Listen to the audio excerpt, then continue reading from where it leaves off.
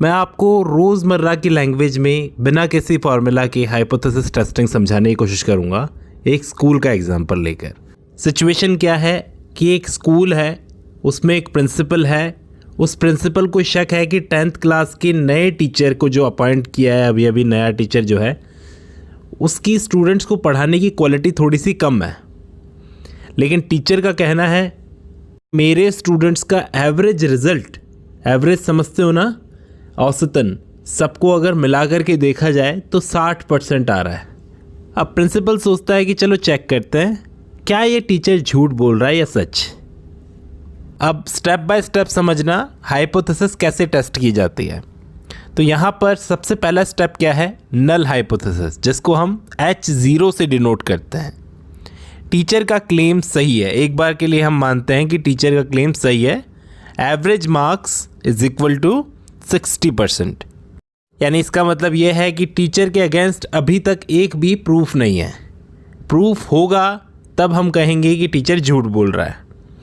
अब स्टेप 2 क्या है, अल्टरनेटिव हाइपोथेसिस। अल्टरनेटिव हाइपोथेसिस क्या होती है, उसको किससे डिनोट करते हैं, H1 से। और अगर टीचर झूठ बोल रहा है तो उसको हम कैसे लिखेंगे, average marks not equal to 60%।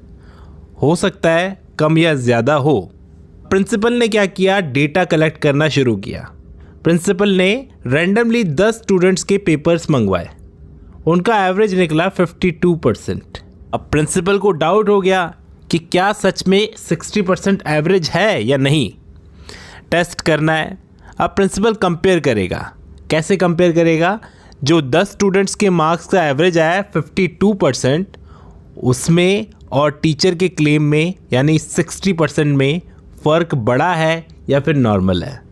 आप कहोगे कि फ़र्क तो बड़ा है।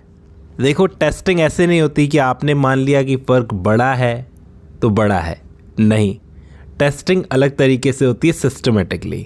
फ़र्क बड़ा है या फ़र्क छोटा है ये तय करना होता है टेस्ट करके, सिस्टमेटिकली। अगर फ़र्क छोटा है तो शायद हो सकता है कि फ़र्क छोटा इसलिए निकल कर आया हो, कोई चांस की बात हो, टीचर सही कह रहा है।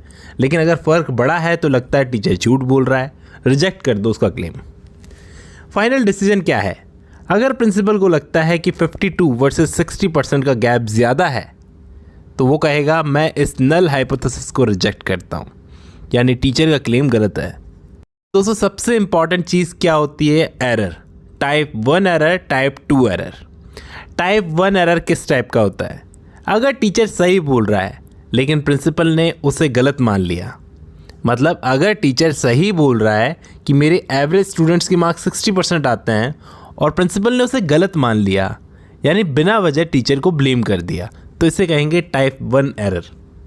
जबकि टाइप 2 एरर क्या होता है, अगर टीचर झूठ बोल रहा है लेकिन प्रिंसिपल ने उसके झूठ को भी सच मान लिया, यानी प्रूफ होने के बावजूद भी टीचर को बचा लिया, तो इसे टाइप 2 एरर कहा जाता है।